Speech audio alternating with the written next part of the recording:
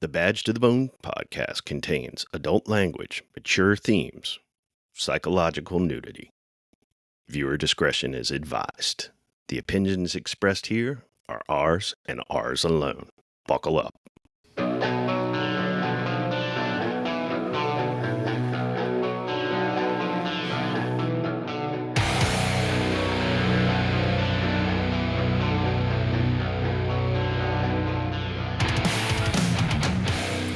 Welcome back to Badge of the Bone podcast. I'm Denny. I'm Al. And we have yet another episode ready for you. Al, are you ready? I'm ready. All right, let's kick it off. Buckle up. I've given up on society, up on my family, up on your social disease. I've given up on the industry, up on democracy. Done with all your hypocrisy. So, we have a pretty cool guest tonight. I think so. Yeah, I have not met him until now. Well, I hadn't until I was at the Impact to Trauma for Law Enforcement Conference, and we were having, and I told you about it, we were having an instruction. They'd asked a question, and we'll get into that because it was the Dunning-Kruger effect, and that's what kind of sparked it off. And our guest, he chimed right up. He knew exactly what it is and really dove in about it. And then he, really started giving a pretty stern, view, I guess, of what's going on with that in police leadership. And then what really caught my attention is when he stood up right there in front of everybody and said, "Who's the chief here? Raise your hand." One other guy that raised his hand. And he said, and that's the problem right there. We're here, we got this, and we're the chiefs. So I was like, we need to talk to him. Yeah, well, I remember when you came back, and unfortunately I wasn't able to go, but I remember when you came back and you told me that story, and I was like, ooh, my ears perked up.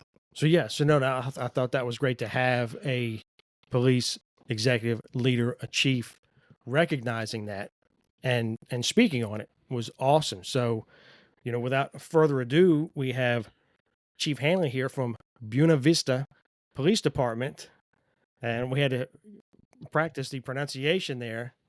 Yeah. Buena Vista. But Chief, thanks for joining us. Hey, thank you very much for having me, fellas. I'm really happy to be here. I appreciate the opportunity.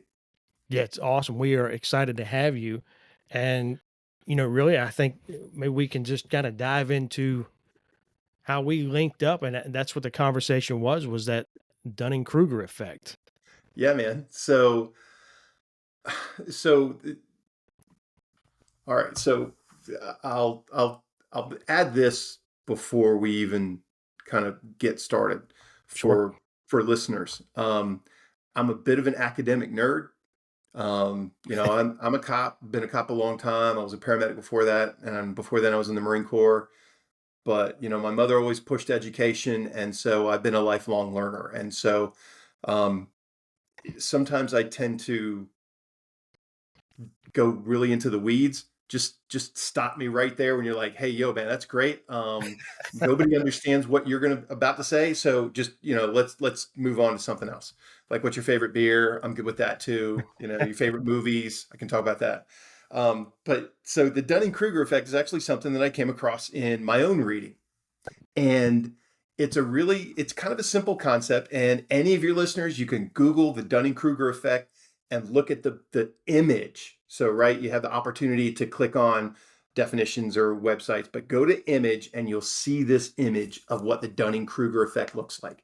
And it's basically an XY axis, right? So it's that thing you see in your very, very early economics classes. And if you were a nerd in high school and you took econ, or if you were in college and you took econ, you saw graphs. And that's kind of what it looks like. And on the y-axis, which is the up and down line, right? It talks about confidence, like how much confidence do you have? And on the x-axis, which is the left and right line, it has knowledge. Well, the Dunning-Kruger effect is basically this. There are people that have exceptional levels of confidence in their knowledge, but they don't have any knowledge. And that's the problem, right? So they believe they're the smartest people in the room when the fact is they're about as sharp as a bag of marbles. And so when you're looking at this kind of person, it's there are times where you just want to look and say, oh, bless your heart. Sure. That you're so sweet, and come on over here. We're going to have a seat, and Here's a we'll crayon. talk about it. And then there are those who, as their level of knowledge begins to increase, they make one of the more important realizations in leadership, I think, which is you realize just how much you don't know. You realize that there's so much more out there that you thought you were good at, but it's like, oh man, I need to start doing more reading. I need to take a class. I need to talk to other people who have been there. And then you start to see that slope start to go back up gradually, where confidence does start to increase as knowledge base increases. Here's the problem. The ultimate problem with the Dunning-Kruger effect is this. You can be a guru in your industry, your chosen field, whatever that looks like, and you'll never have the confidence of the person who is down at the very bottom of the knowledge level, which is what we call the peak of Mount Stupid. I did not make that up. I cannot take credit for that. That is what's in the Dunning-Kruger concept, right? So that's what that is. And as our speaker, who is doing a really good job, I highly recommend this conference for anybody that's interested in this type of information. And so at that point, it really, I felt bad. I did not mean to hijack the conversation, which is what I felt like I was doing. But I also felt at that moment, it was important enough that everyone in that room needed to hear it, so that they know that there are people out there in leadership that actually do give a shit. There are people that really do care. And sometimes they hit that ceiling, that artificially constructed ceiling in their organization, where they're that lieutenant who's outspoken, or they're that captain that's outspoken, and that's it. Their career dies in that agency right there, because you have egocentric command staff who just feel like they're the ones that are supposed to know best. They've never learned that, your job isn't to not be served. It is to serve. You're there. Your job is there to serve the officers. And so, as we were sitting there in that conference, and, I just thought, you know what, I'll do this. I stood up and I was like, how many, by show of hands, how many police chiefs are in this room? Now, I would say there's probably at that point, maybe between 80 and 100 people in the room. I don't know. It was a good sized ballroom, and it was reasonably full. One other person raised their hand. So me and one other guy. And that's the problem. That's kind of what the crux of this conversation is that there's this disconnect in law enforcement leadership that is part of what's killing our organizations. It's hurting our officers. It's hurting our ability to serve the public and the community. It's hurting service delivery. It stifles innovation. It's just bad for everything. And we have to do something. Something has to be done. Somebody has to say something. Somebody has to do something. And I feel like it's part of my responsibility as a new police chief to do that. So here we are. We are so glad that you're here, because it's a perfect bookend to our last guest. And the question that I posed to him, I will pose to you. I think that at toxic levels, this is a very substantial contributing factor to law enforcement mental health struggles. That being said, how did the profession get here? Because obviously we're here. We agree upon that. We're here. I would argue that it is probably getting worse, not better. How did we arrive at this point? So all right. So let me give you this anecdote. So I have a master's degree in mental health counseling. I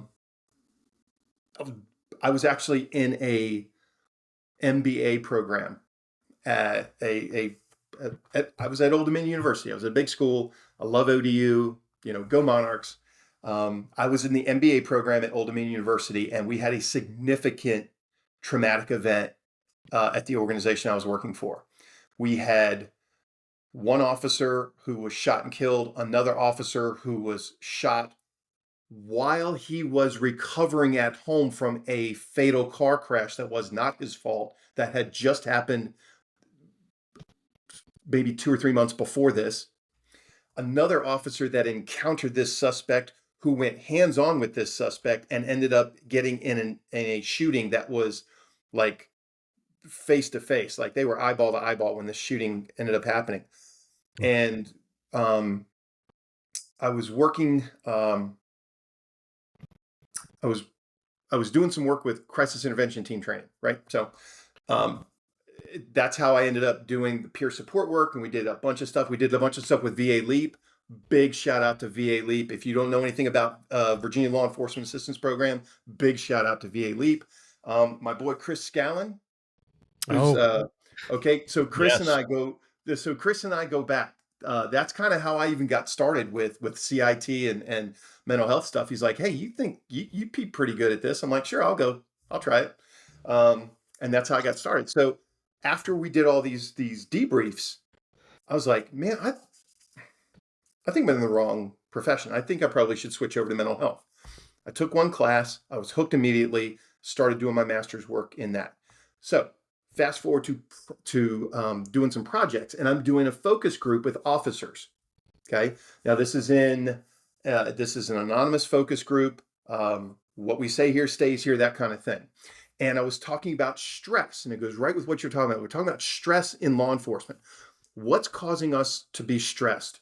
Where is this coming from? What is happening? This is before George Floyd. This is before we started to see some of the really significant events that have happened in the last couple of years. And I got a lot of good responses.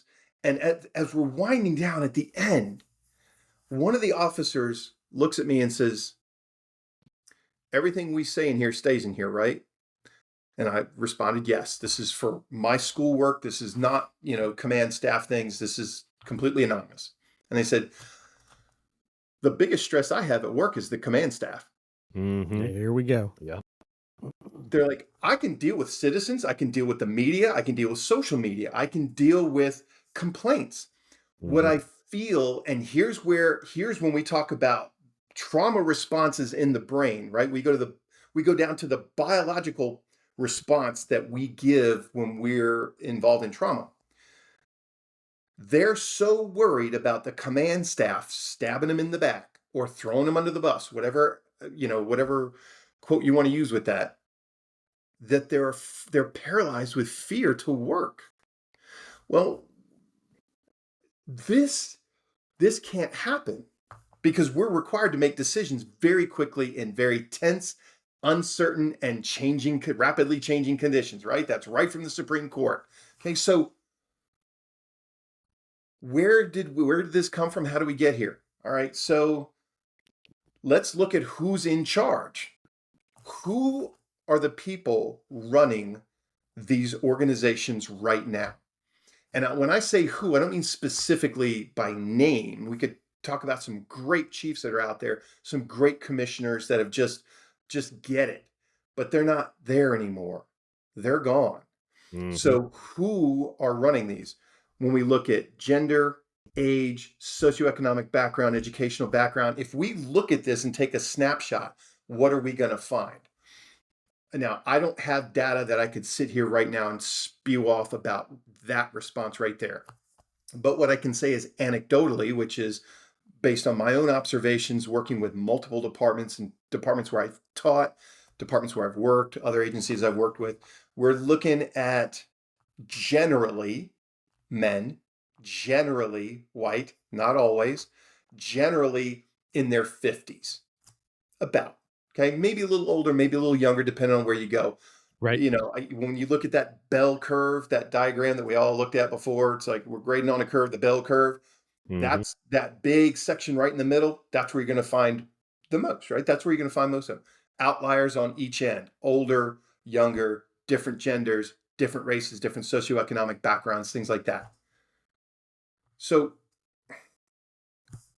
if we're talking about problems as a whole in the industry, who's responsible for making the decisions? Well, the chief is responsible for making those decisions. And if the chiefs are coming from a generation where I get mine first. Because if you're 53 like me, I was born 1970. I'm a product of the 80s though. That's where I learned things. That's where I learned how to work with my environment. I learned how to interact with other people. I learned social skills, all these things. Well, what was the 80s? What's the 80s defined as? The definition of it, it's the decade of excess, right? And everybody was getting theirs first. And that whole, peace, love, and happiness where we take care of each other in the 60s, those chiefs are gone. Now, let's intersect that also with what are the social expectations of police departments? How does that impact decision making? If you're worried about, because chiefs are at will employees, right? I'm an at will employee. I could go in tomorrow and the chief says, and the city manager says, thanks, Yep. you're out. And I have no recourse. You know that going into this. So there's also a fear of failure, which is a big one in cop land, right? Oh, You'd yeah. rather be, you know what? It's like, I would rather not do something than take the chance to fail at it and my colleagues see me not succeed. Even in the simplest things, like a foot pursuit. You lose a foot pursuit, what do you have to do? Walk of shame all the way back to your car. And then you have to listen to that shit for days about how some guy who's overweight and out of shape outran you, even though you may have been up for 28 hours before because you had work the night before, then you went to part-time, then you went to court, then you went back to work, you didn't get any rest, and now you're out there in the middle of the night again, expecting to make life and death decisions, and you're exhausted. And we you're as a worried. profession are relentless about it. Of course we are, because everything you have to win, win, win, win, win. And where does that come from? That comes from our training, right? I'm not saying there's anything wrong with that. I was a commanding officer of a training division, and that's what we taught. We taught that win-win mindset no matter what, because that's what we needed to make sure these young people had to save their own lives if that's what they had to do. And that was more important than changing some of that at the time.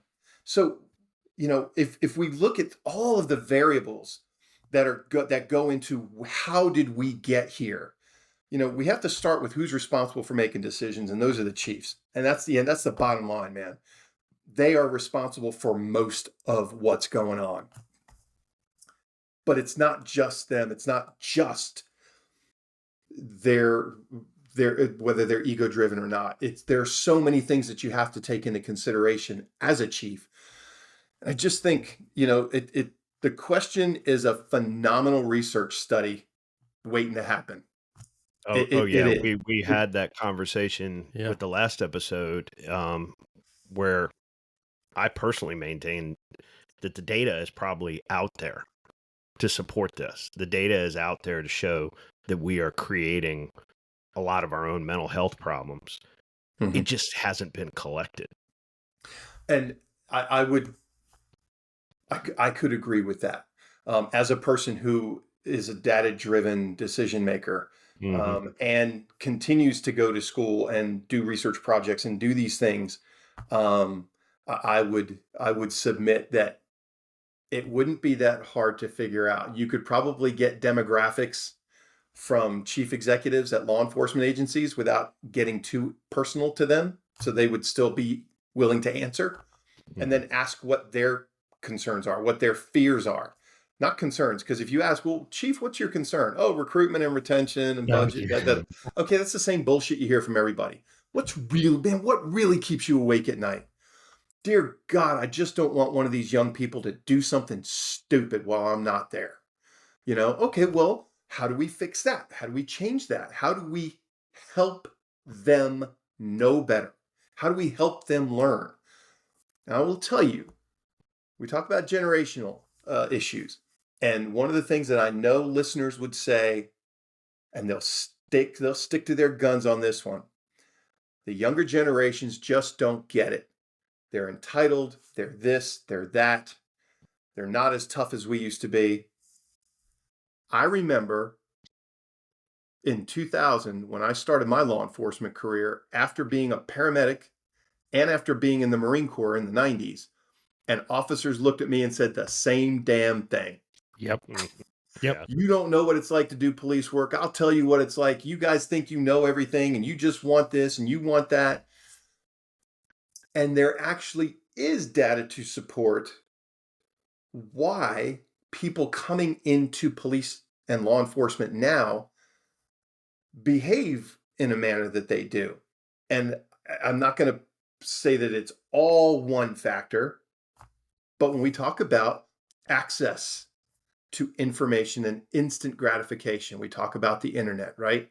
I Mhm. remember the very first time I saw the internet and I thought it was the greatest thing in the entire world. And all I was doing was playing like Tetris or some dumb shit like that. And I thought this is the most phenomenal invention ever, not even understanding what I was looking at. But imagine if you grew up and every question you ever had was answered on your phone the moment you thought of it. And Mhm. now go into an environment where that's not how things work. You don't get that. You have to make the situation happen. Just like when we have defensive tactics training scenarios, that you're making things up. This is dynamic. Young people aren't used to that. And so our training has to kind of focus on, all right, I know this is what you're used to, but this is how things are in the real world. And this is how things go now. I just think that I think we give this younger generation kind of a bad rap. Um, I think we do. Hell, I could be wrong though. I've been wrong before. You know. Yeah, I would agree with that. I mean, I had a lot of younger officers that generation that were on my platoon, and they were some of my best officers. Mm-hmm. So a lot of it's individual based, but there is a difference. I mean, I do see a difference in the generations, and there always is, but I don't think it's as stark as people want to claim it to be. And I'll tell you, so right now I'm in a jurisdiction that's much smaller. I am the chief executive, so it is my responsibility to set the culture for the organization. One of the things I did was I sat down and I sat down and had an informal conversation with everybody that works in that department, every single person, and just sit down and ask them. It's like, so what do you want to do? What do you want to do here? Do you want to stay here? I'm not going to blackball you if you want to leave. And we all know why chiefs processes are confidential. Because if your city finds out that you're looking for a job somewhere else, you have just created that artificial ceiling that you will never get past.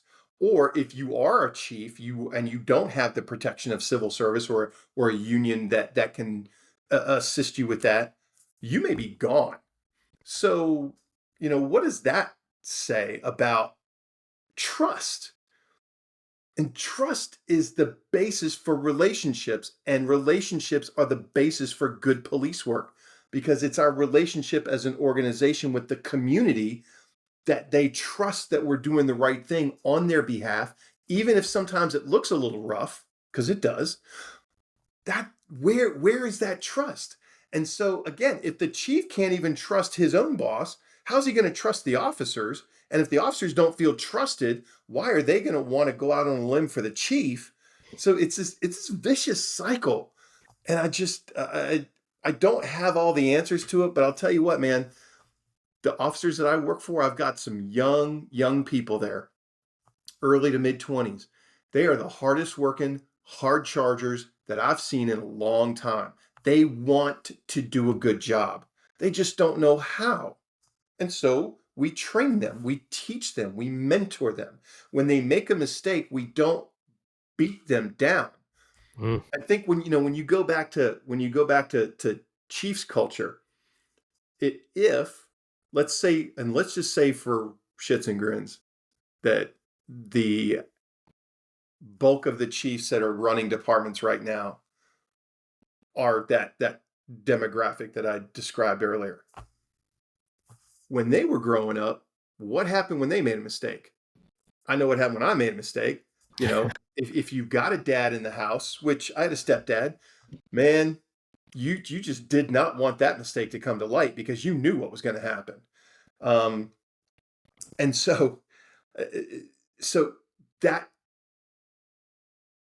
that way of thinking, that behavior, that model of behavior, and I'll even talk more about that because I actually have a sign on my wall that is it's about 5 or 6 feet wide and it's about 3 or 4 feet high, and it's a cutout and it's stuck to the wall, and it says, "Are you modeling the behavior you expect from our officers?" And that's meant for everyone that walks in there, because even if you're a junior officer, are you modeling the behavior that your colleagues expect? If you're a sergeant, are you modeling the behavior that your troops expect, that you expect from them? But I had these conversations with them, and then I would ask them, it's like, well, what are your expectations of me? And they all just stopped talking because they didn't know. Nobody asked them that.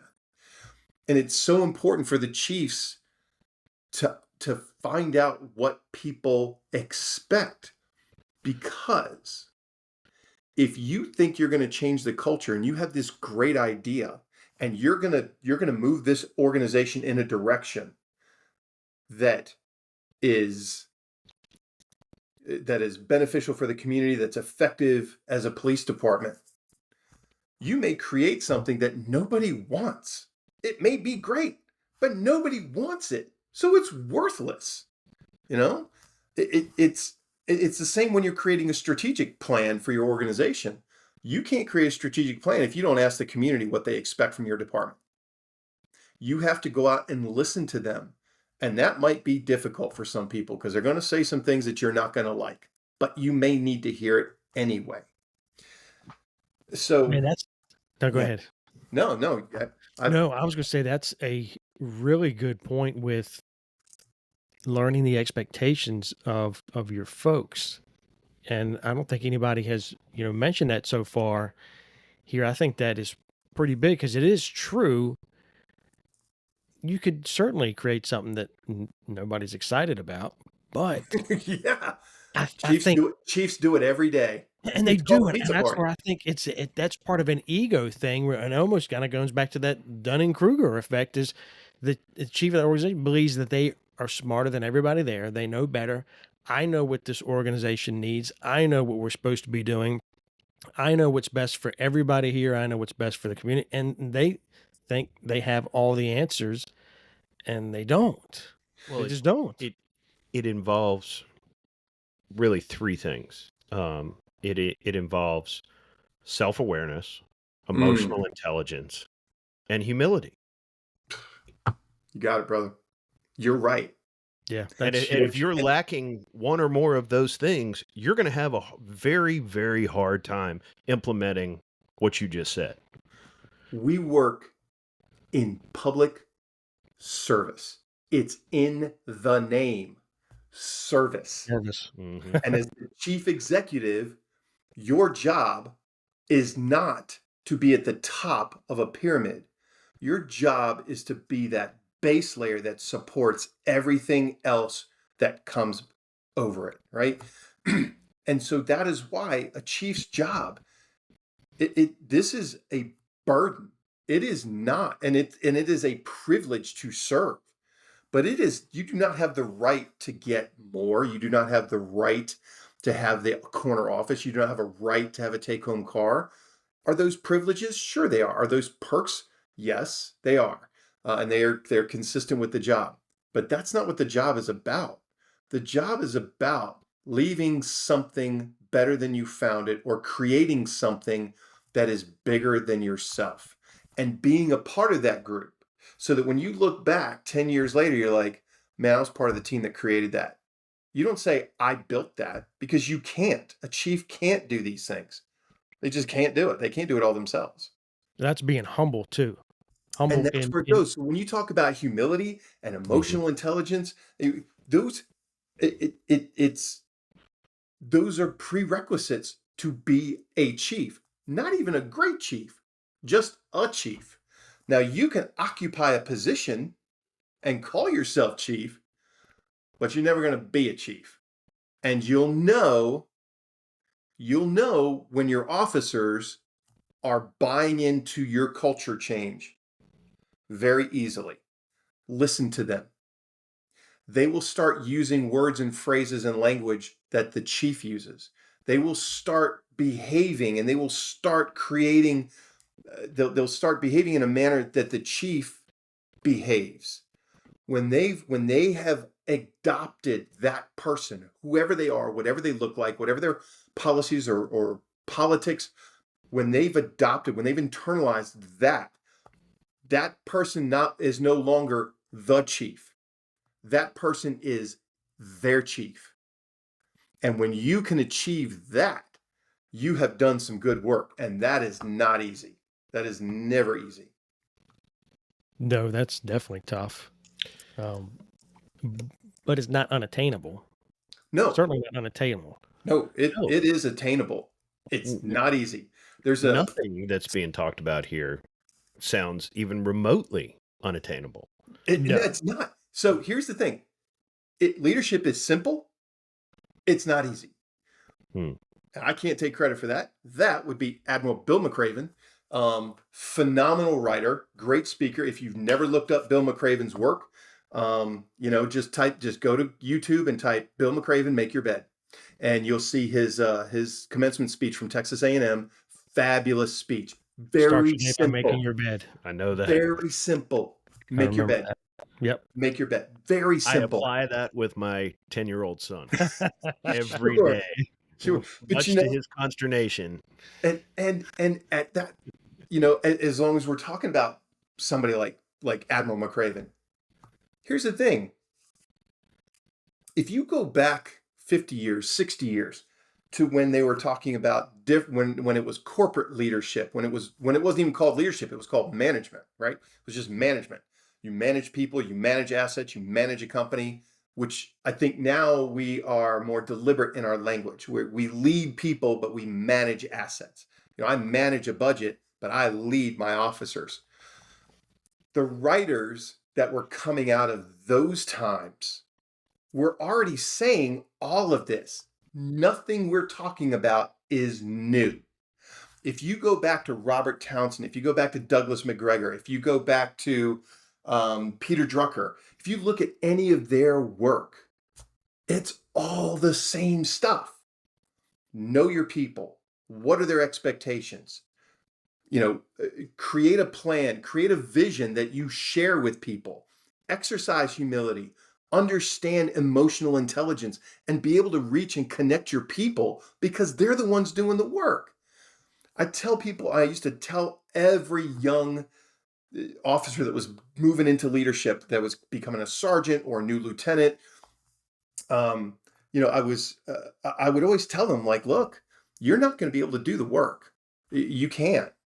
You have to work with the people that you are there to serve.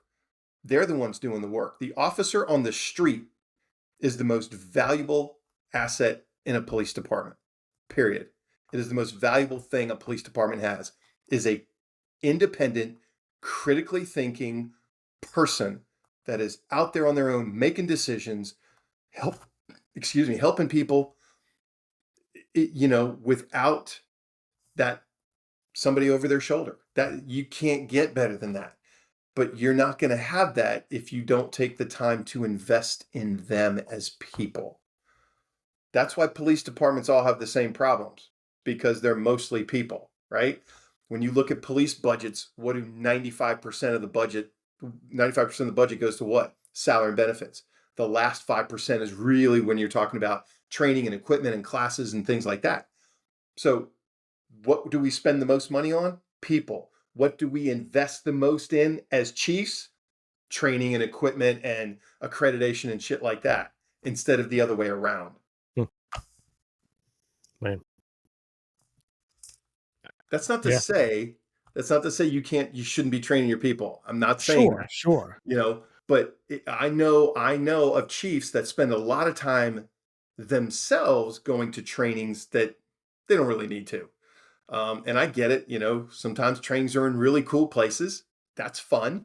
But at the same time, why would you go to a training that you could send a rising lieutenant to, who you're grooming to be a good captain later on, so that good captain then creates more leaders, right? When we talk about different leadership styles, we talk about different leadership theories.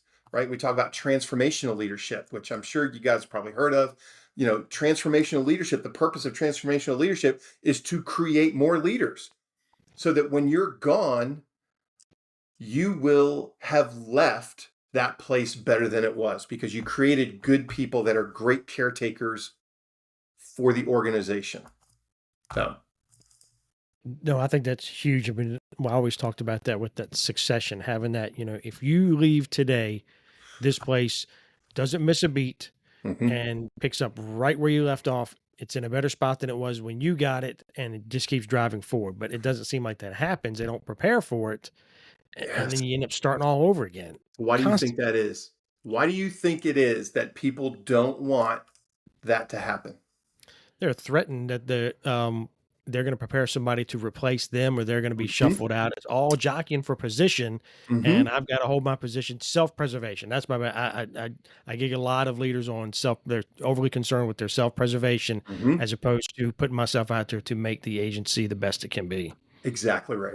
That's it. And anybody that wants to debate that, I'd be willing to have that conversation anytime. But I really believe exactly what you just said, which is it's threatening to think, well, if I'm not here, part of my and again, when we talk about human behavior and we talk about modeling behavior and we talk about what motivates people to behave a certain way, the fact that you're no longer needed, that's depressing for some people.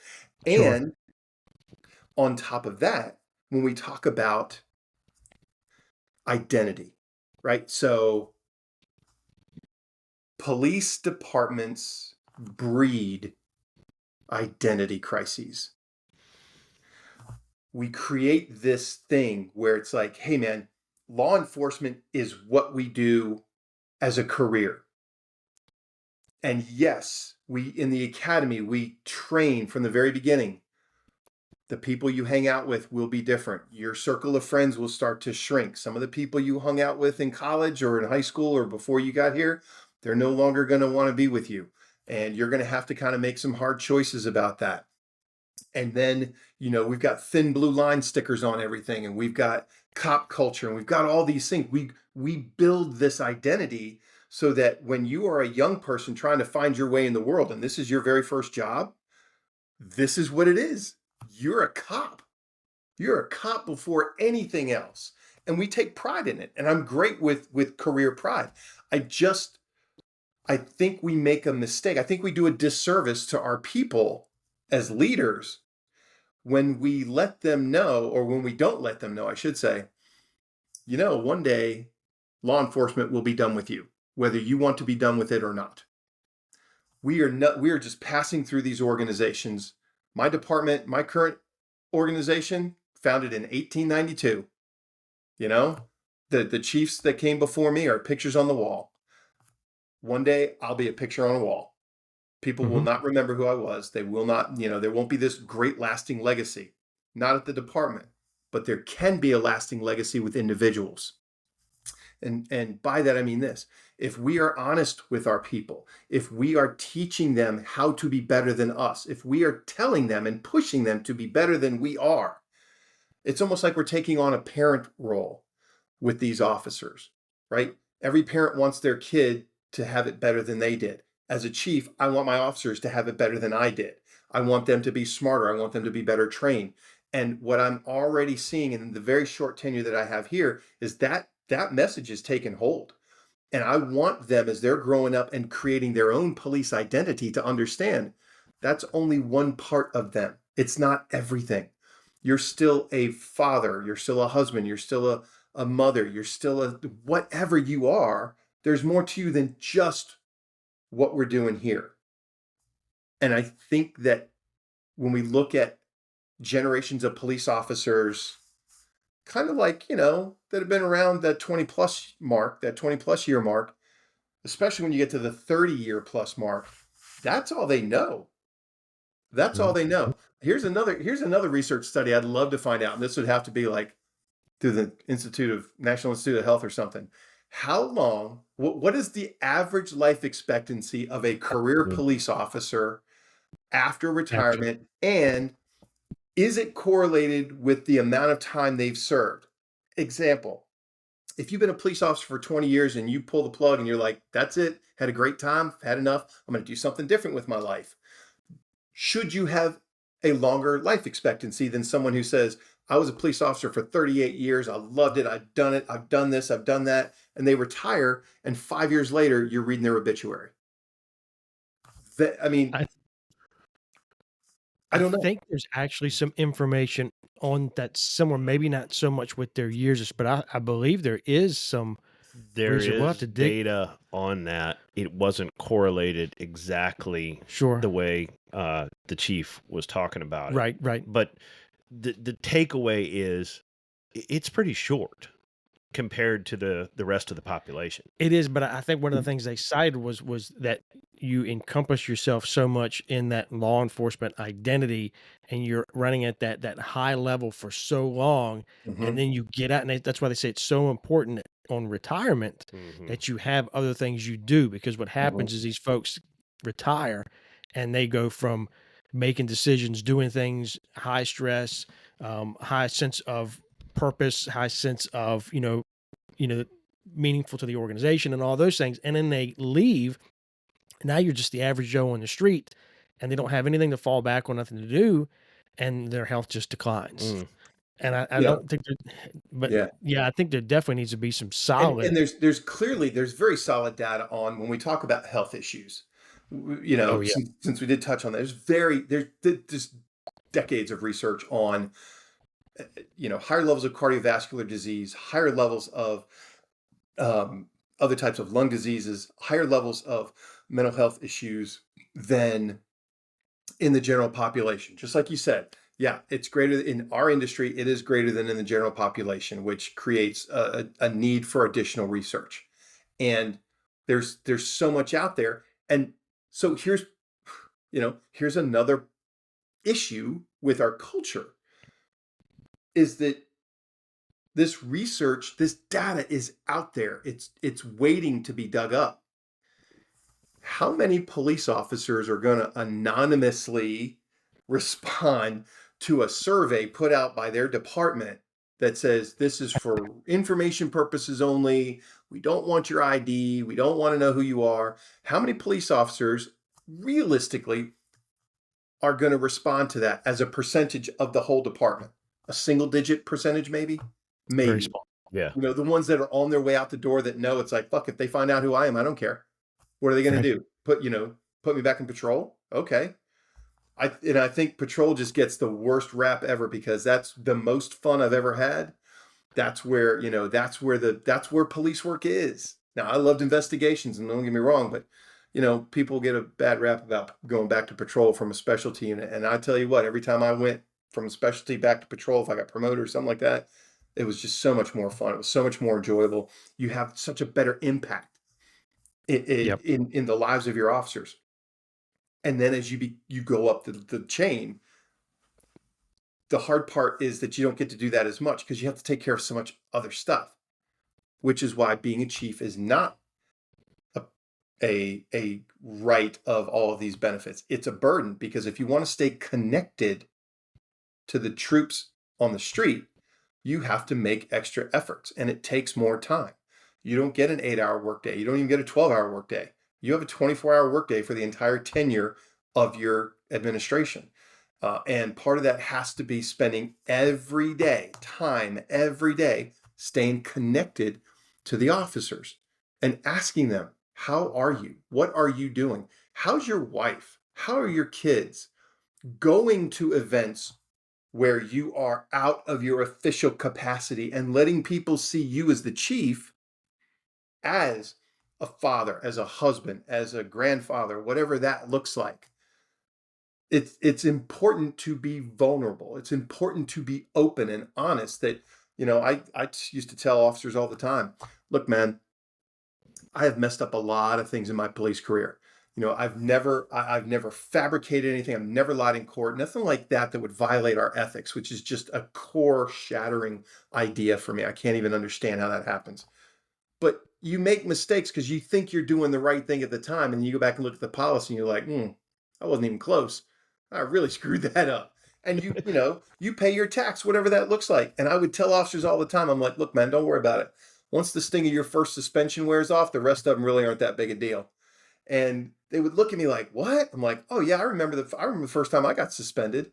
And they're like, Cap, what happened? And earlier I mentioned your legacy at the department may not last, but your legacy with officers will, like individual officers, and they'll carry that with them. I will tell you right now, Captain Mike Young, Captain Paul Galligan, Detective Rick Malbin, and now Sheriff Joe Barron, he was a lieutenant at the time. Those four people led in a manner that I model myself after today because they were authentic, they were genuine. They weren't soft. Don't mistake authentic and genuine for easy. Mike Young dipped Copenhagen and never carried a spit bottle. That guy was hard as nails. And I remember he told me, as I'm a young detective, just transferred in the bureau, man, I thought I was everything. I had that shiny detective badge. I was like, hey, look at me. I'm a detective now. So I catch a suspension day for missing court, and he sits me in his office and he looks at me. He's like, so what are you learning from this? I was like, well, sir, don't miss court. He's like, son, this is bigger than that. He's like, you're going too fast. He's like, this is what we call a speed bump in the road of life. And you need to slow down and think about what you're doing. Act intentionally, behave intentionally, speak intentionally. Think about what you're doing, and then carry out your actions in a manner that is, that you would want other people to do. And I'm like, man, brother, that was 20 years ago. That is Wow. how impactful that one conversation was with me. I will tell you, if Mike Young called me any time of the day or night for any reason, I'd be like, yes, sir, I'll be there. I don't care. I don't care what it is. Same with Paul Galligan. Same with him. He's just hard, intelligent, just quality individuals. And I look at them and I think, that's the kind of chief I want to be like. I want to be like them. And they stayed connected. So Captain Young. So I have a son who has cerebral palsy. He's just a dynamite kid. But he spent the first 3 months of his life in the NICU at Children's Hospital in Norfolk. And one day, I'm at work. His mother calls me on my flip phone. That's how long ago this was. Calls me on my flip phone and says, do you know Captain Young? And I said, yes, my boss. Why? And she said, he's here feeding Ross at the hospital right now.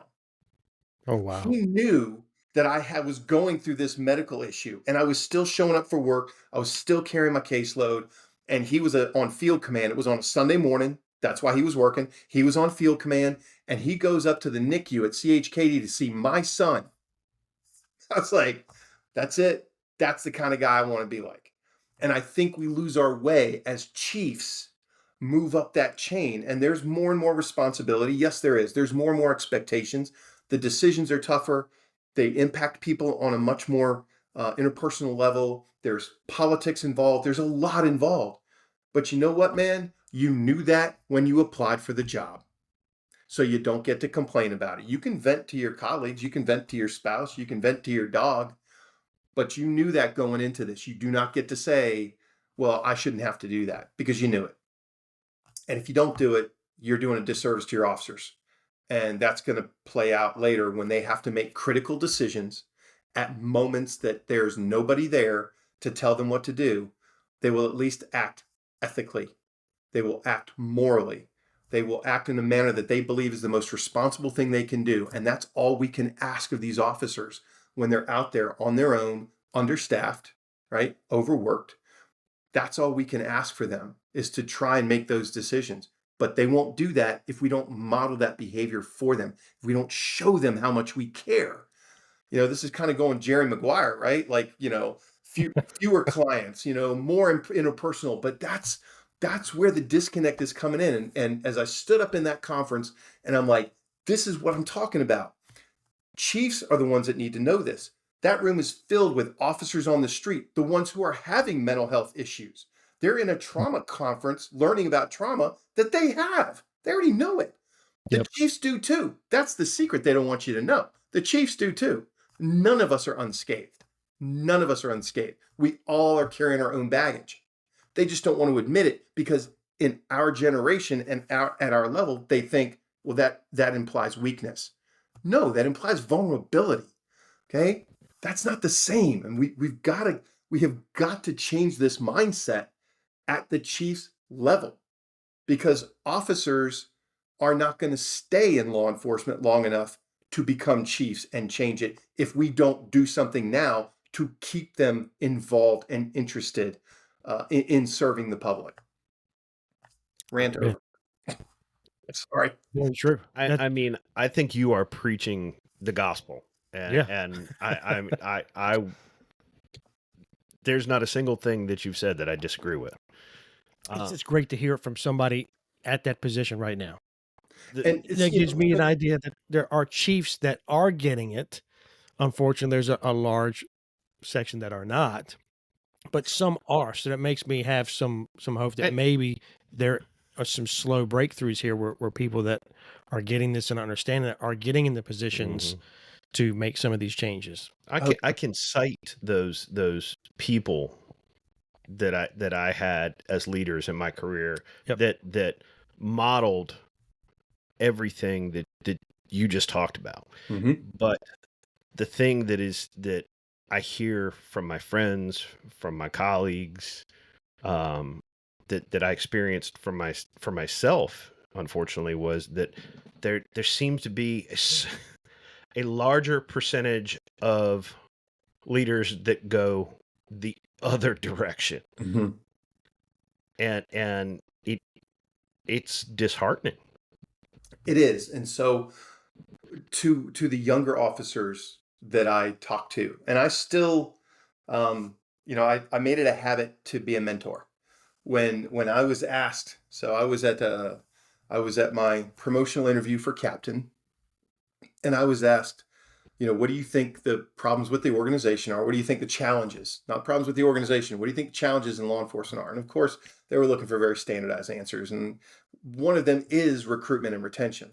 That is not a joke. I mean, that it is a problem. It's a worldwide problem.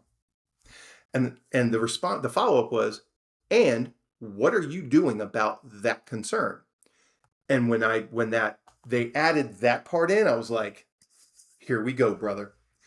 I'll tell you what I'm doing. I mentor anyone that wants. Some I seek out because you see sparks of ambition. You see decisions that are made or actions that are taken. You're like, damn, that kid's sharp right there. You know what? Let's bring them into the office and let's find out what their expectations are. What do they want to do? Not every young officer wants to stay with the same department. Most of them don't. Most of them think they're going to go someplace else. They may stay 5 years, get vested, move on. Young officers that we see at the local level, maybe even the state level, what are they eyeballing? They're eyeballing those spots in the DEA, the ATF, and the FBI, right? They think they're going to go into a federal agency somewhere. Okay. Great. Where I find that conversations I hear with other chiefs where I find that's a problem is that they get pissed about that. And it's like, why? Look, man, this is what we're working with now. You can get angry at it or you can learn how to work with it. All right, so what can I do for you for the 5 years you're going to be here to be the best officer I can have while you're here? Maybe some extra training, maybe some additional courses, whatever that looks like, opportunities to do different assignments. I got news for you. You keep a person interested, they'll stick around. They stick around for 5 years. They may stick around for 7. They stick around for 7 years. Now they may be at the 10-year mark. At that point, you're like, hey, when are you taking that promotional test? When are you going to move to that specialized assignment? Come on, brother. Let's do it. And that's what I wanted to, and I wanted to mentor people. And I felt like the people that I tried to assist, they were very receptive to it. Are they better officers to this day? I think you'd have to ask them. I couldn't tell you. I can tell you this, they were receptive to the things that I was trying to give out. And, one of the things I definitely did was push education. You don't have to go to college. College ain't for everybody, but damn, you can go to the library for free and you can read, or you can watch leadership videos on YouTube. You can get books. I used to give books out, give them out. I would have copies of, and of course, I'm a big fan of Simon Sinek. I know he's a newer guy, right, relative to some of the other names I mentioned, when you go back to the Druckers and the McGregors and so forth. But what he says makes a lot of sense. And there's a lot of human behavior and what motivates human behavior in the things that he says. And so that's kind of, my identity is, this is what we're doing here. We're building relationships with people. People are who, that's who does police work. Until we get to the point where we're just dealing with robots doing police work, then we have to understand people. And that's, Al, that's where emotional intelligence comes in. Mhm. You have to have that. You have to have that humility. You are not always right. I tell people all the time, and this is how I started conversations. Now, I know I'm not the smartest person in this room. I might appear like I'm smart because I've read a lot of stuff and I can remember things, but that doesn't make me the smartest person in the room for this topic. And what we need right now from this topic is somebody who's younger, who understands a younger person's perspective. Well, if everybody in the room's in their 50s, that ain't gonna work. So you got to go out and you got to get the young officers, you got to get young people involved in the decision-making process. Because what else does that do? If they're involved in the decision-making process, they are more likely to buy into the decision, even if it's counter to what they wanted, but they were heard and they felt validated. And they're like, you know what? I am important here. This is what I'm looking for. I'm looking to be important. I'm looking to create my own identity and still be heard and valued. So bring them into the conversation. Not everybody's going to come up with an award-winning idea, but you'll hear a lot of good things.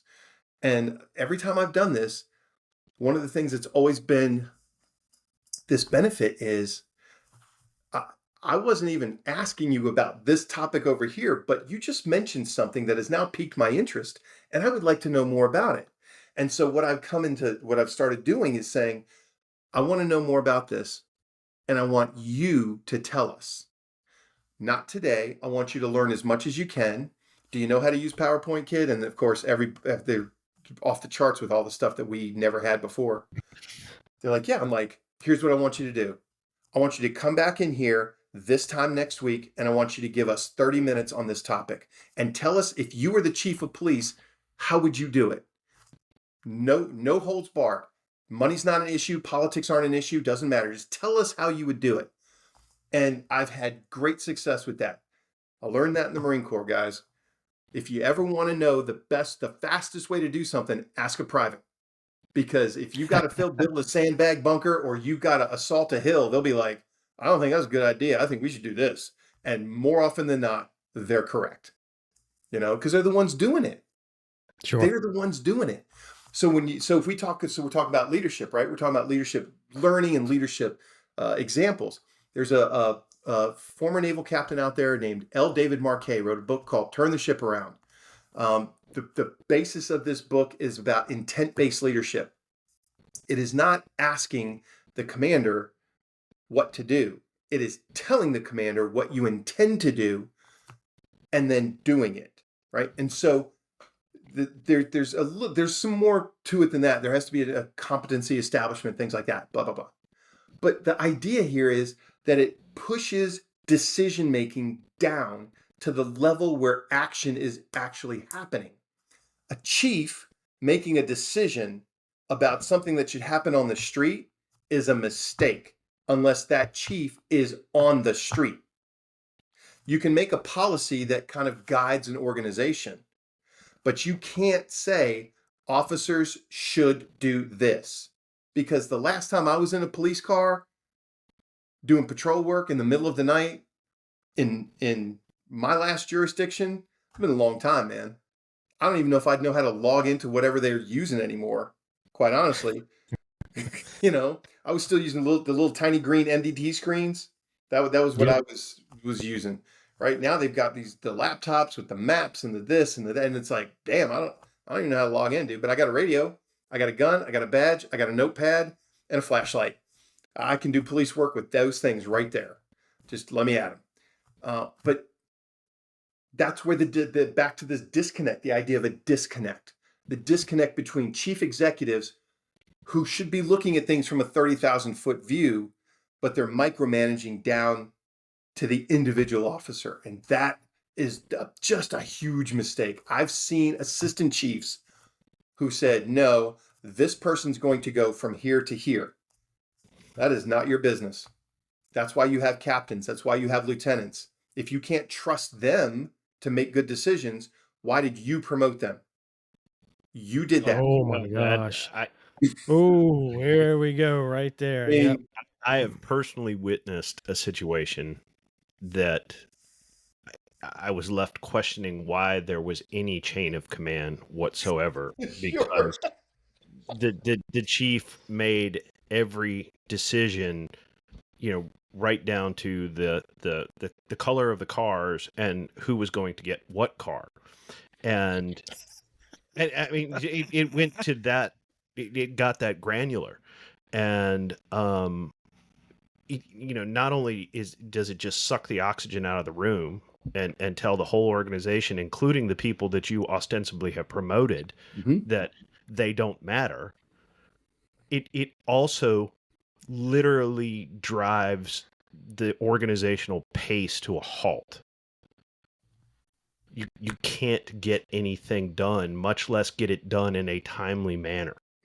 Because everybody knows that the chief's going to if the chief doesn't like what you said, he's just going to change it anyway. She's just going to change it anyway. Bottlenecks everything. Because that's what you created. Or you go to, somebody in the chain of command, and that person absolutely refuses to make any decision whatsoever without the input of the chief. So it's got to go all the way up and come all the way back down. And sometimes it didn't even come back down. Yeah.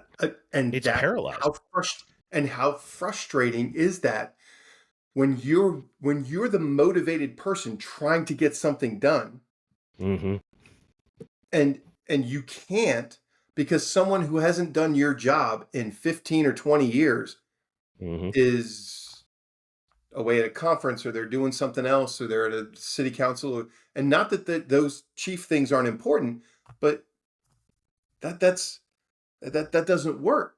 It doesn't work. Trust. We talked about trust already. We can come back to this. Trust is the basis for these relationships. A chief is a relationship builder.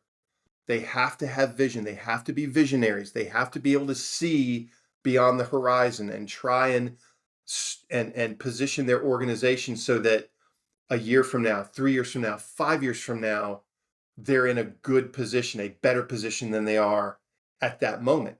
That is part of their responsibility. There's no doubt. But how can I figure out what's going to happen 5 years from now if I'm worried about what color the police cars are today? I don't care what color the police cars are. I don't care. Are they safe? Do they run? Do they represent the organization and the city in a manner that is professional? Yes. Okay. Guys, you pick it. What do you think it should be? We think we should go back to the old black and whites. All right. Is it in the budget? Yes. Poof. Make it happen. Who's in charge of the project? That's the other thing that I think, chiefs can really learn when it comes to success. It's like, I'm trusting this project to you.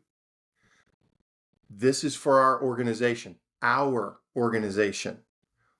Do the best you can. If you have any problems or someone keeps you from doing that, then you come back to me and I'll take that barrier out of your way.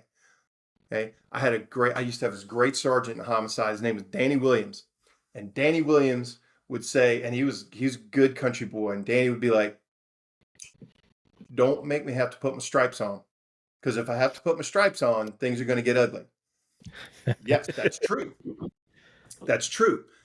A chief wears that rank for a reason. They're entrusted with it.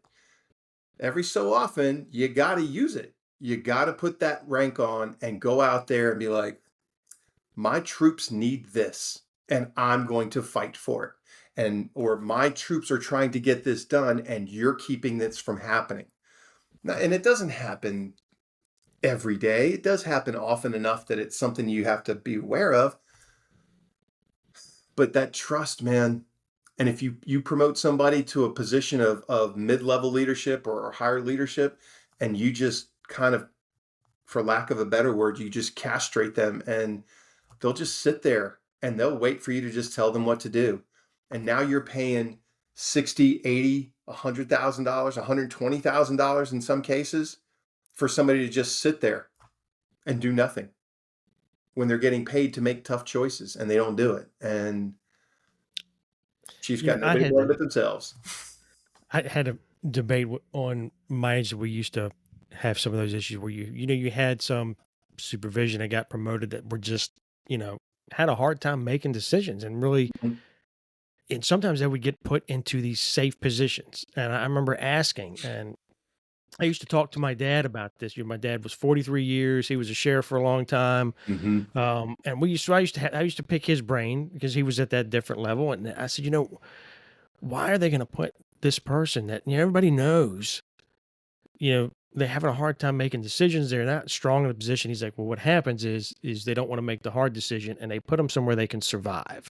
So they'll put them in these positions where they don't have to make the hard decisions and they can survive. He said, unfortunately, as time passes by, eventually they're going to wind up in a position where they have to make some serious calls and decisions, and they're unable to do it. And it becomes a problem. And I used to ask, well, then why are we promoting them? And then I'd get the answer back, go, well, we have spots open we got to promote 5 lieutenants, and we only had so many people put in. I'm like, well, run short. If you've got 5 lieutenant positions, you've only got 3 people that you feel confident being in a position, but don't promote those 3 and put some acting sergeants and not some sergeants in an acting lieutenant position and hold that until you find who you need for there. But we're just going to fill them with whoever we got. And that used to drive me crazy. Brother, so you made several points there that I've brought up before in previous administrations and been literally just knocked right down. One, it's better to work short than work bad. Okay? Amen. Because so true. Because what you find is that the person that you promoted, for whatever reason, it does not matter, that is not qualified to take that position, creates more work that has to be cleaned up by other people who then become resentful of you because you put that person in that position, and now they have to clean up after them. And it's like, really? You could have promoted me, or maybe that person's not ready for a promotion yet, or they're not eligible yet, right? They're clearly ready if you've got them doing the work, but they're not eligible. Then you made the point, put some acting sergeants in there. What better opportunity to test a person under pressure than to put them in there, and they have a safety net, right? They're acting. Their sergeants are acting in lieutenant's position, right? So even if your civil service rules say, well, after 90 days, I got to pay him. Well, damn, you were getting ready to promote somebody that you were gonna pay anyway. So you're not out. Yep. So financially, you have not lost anything. In fact, you might have even mitigated liability because this person might be making stupid decisions over here that cost the organization money for any number of reasons, when you could have put a sharp acting person in that position and tested them and battle tested them and been like, yep, that person's ready. Or they're not ready yet. They need some more seasoning. This was a good opportunity for them, but let's leave them in the sergeant's position for another year or two. And then at the next iteration, we encourage them to take that test, and we encourage them to do a good job on the promotional process and take that next step. Look, people. It makes too much sense. I agree with you. It makes a lot of sense. I agree with you on the part about, it's better to run short than run bad. But if you do have that situation that we were just discussing where the micromanagement is so severe that the chain of command from the lowest to the highest cannot make that decision, you mix these two things and it goes from bad to damn near soul crushing. Yeah, that's you know Had what, to brother? Yeah, shit dumpster fire.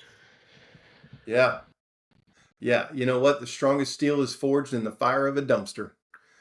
So, so I tell you, man, there. The sad thing, what saddens me, not about my current organization, because I honestly do. I really do love where I am. And everybody that asks are like, what, are you glad you're there? You're damn right I am.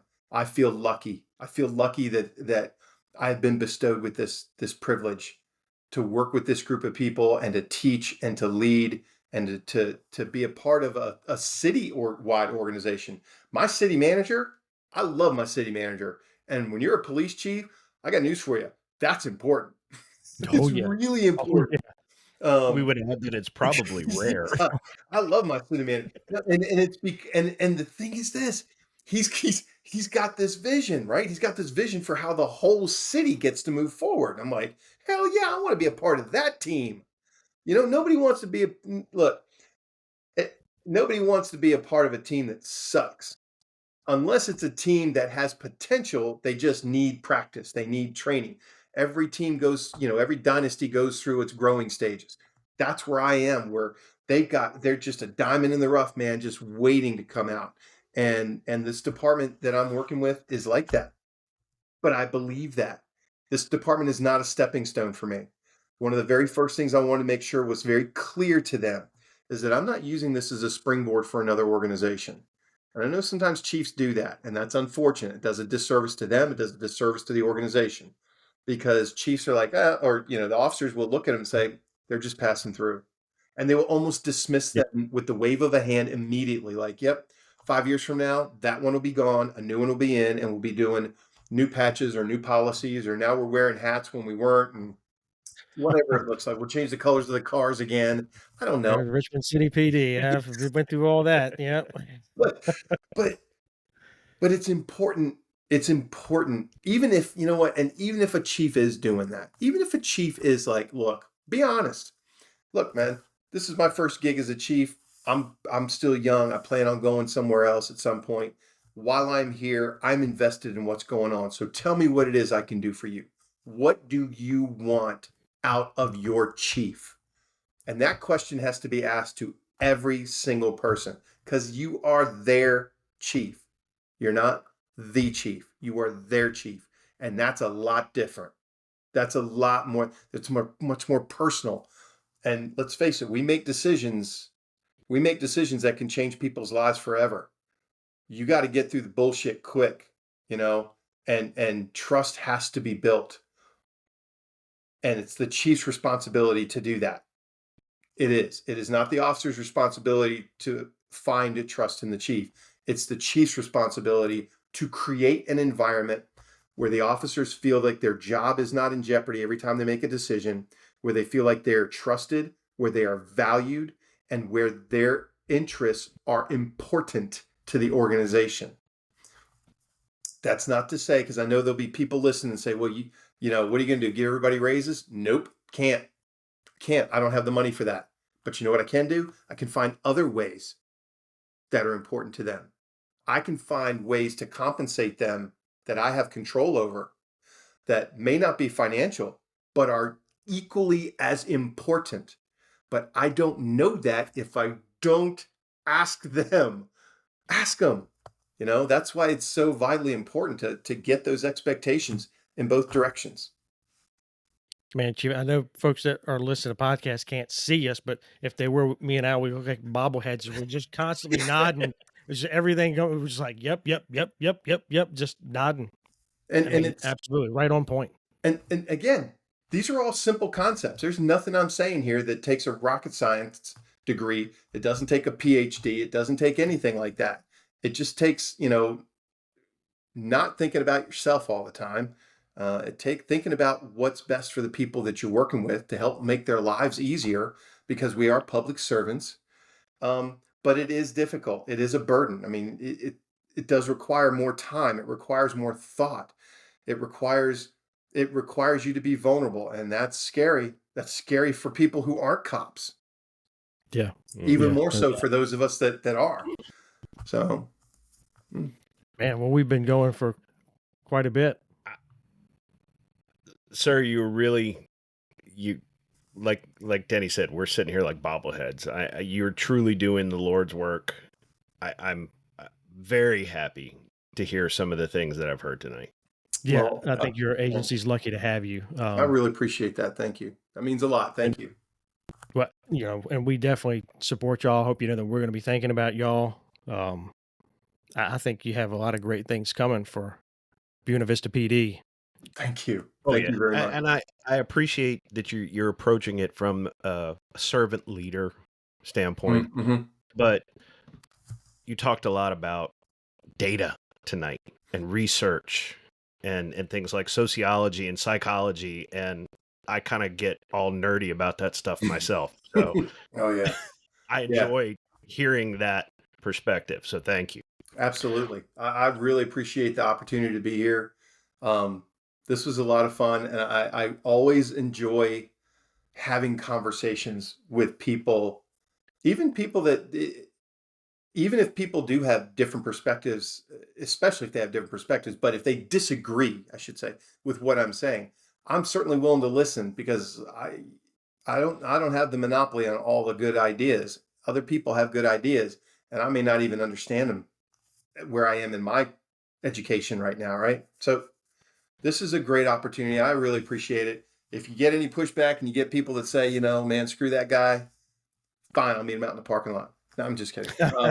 But I thank you very much for this opportunity, and maybe there's a opportunity for us to work someday in the future. If you're a data nerd, man, I got lots of ideas for projects that I'm trying to work on. Yeah. Well, we will talk. I think we'll be All right. talking. Yeah. We're I'm trying to definitely going get to stay in touch. I'm trying to get this dissertation finished so that I can present it at IACP in Boston next year. That's not because I Nice. really want to present at IACP, but I love Boston, man. Boston is an awesome town. If you haven't been, I strongly recommend it. Nice. But yeah, we're trying to, but I think that's part of it. I think chiefs need to see other chiefs who are like, hey man, there's a different way to think out there. And if you're thinking, if you go back to McGregor and you're thinking theory X and theory Y, right? If you're thinking all of your people are just automatons and they just do what you tell them to do, your way of thinking is on the way out the door. That's why your officers are leaving. They're not leaving law enforcement either. They're just leaving you. They're leaving your department. So They're true. going to leave you and go to another department. That should be a sign right there that you're not doing everything you can. So that's my last Well, note. I hope your views are contagious at IACP.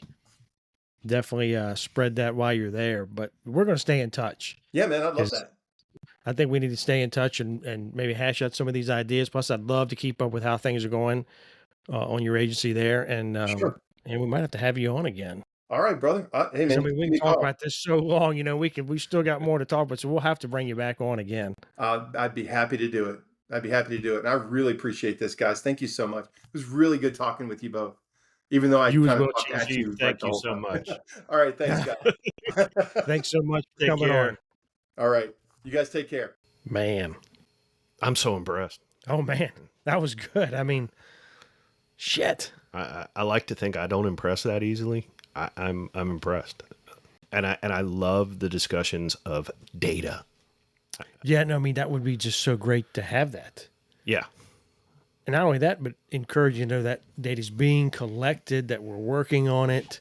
It shows progress. yeah, and just the honesty of being a true servant leader, adopting that model and really walking the walk.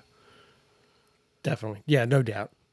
I thought it was really good. It was really encouraging to hear that kind of talk from a police executive, Oh yeah, from the chief of an agency with those views on leadership and the deficiencies in law enforcement leadership and how to overcome those. That was just really good. and I hope he can get traction within the law enforcement community to address some of these problems that we've discussed on this show Yeah, many times. Yeah, and I think that's where it starts too. It starts with one, and then there's two, Mm-hmm. and then you have 4 or 5 that are coming on board with you. This is how we need to be leading our agencies, and hopefully it spreads from there, and we start to reverse. Yeah, and I think we can if we, it just comes down to, how much courage do you have? How honest are you willing to be? That's a big one, and that's self-awareness that you talked about. Yeah, you got to have that. You have to, and you have to realize that leadership is not about you. It's about your people and your organization. No doubt. And I say it in that order because it is the people that make your organization. That's right. Your organization does not exist without them. Yeah, absolutely. 100% correct. But man, I think this is a great episode. Yeah, and hopefully we get him back on, talk some more about some of his other projects. Oh, yeah, how things are going. Yeah, we'll be in touch. But hey, we also wanted to give some information out, right? Yes, we do. What do we want to? Well, running a podcast, it ain't cheap. No, there's a cost to be incurred. It ain't cheap, and we've obviously we've been talking about this. The idea did get rejected last night. I suggested that Denny have an OnlyFans account, the Dad Bods and Short Rods. Long rods, man. Come on, do me some justice. Dad Bods and Short Rods. And Short Rods. You dirty dog. Well, but you weren't, understandably comfortable with that. So we actually have Badged to the Bone merch, which, we've had from the start, but we've never plugged it here because, this is not a business. Right. We're not here to make money. We would like to cover our costs. But it does help us keep this thing going. So what kind of things do we have? Well, we actually have some brand new T-shirts that are outstanding. Yeah, they're great. Badge to the Bone T-shirts. We got them in a variety of sizes. It's got the small logo on front, large logo on the back. Yeah, very nicely done. Very cool. Done by a local company, Heaven and Back Designs. And they did just a fantastic job doing those. But we also got tumblers. We do. 20-ounce tumblers. Yeah, which are really nice. We got koozies. We do have koozies. Yeah. So we stickers. got stickers. Yeah. I mean, you got to have a sticker. Throw a sticker on put it on your car. Yeah. Yeah. Drive around with our sticker on there. Somebody asks you, what is that? Well, that's this awesome podcast that these two jackwagons do. Yep. But we will be getting that up on our Facebook page. So if anybody is interested, we really, really would appreciate you buying something. Help us keep this thing running. Yeah, and you can just shoot, for the time being, you can shoot an email to wearebadgetothebone@gmail.com and just tell us what you'd like, and we can send you an invoice and get it out to you. Yeah. So basically, buy a T-shirt or Denny's going to do OnlyFans. You know what? You're just not right. You're just not right. That's why I'm here. I think that is probably correct. But Al, that wraps us up. I think it does. Man, a really good one. I like it. I love it. But where can they find us in the meantime? Well, they can find us at badgetothebone.com. They can also find us on Facebook at Badge to the Bone. Also, make sure to like and follow us and shoot us an email at wearebadgetothebone@gmail.com. But until then, be safe and be well. It ain't no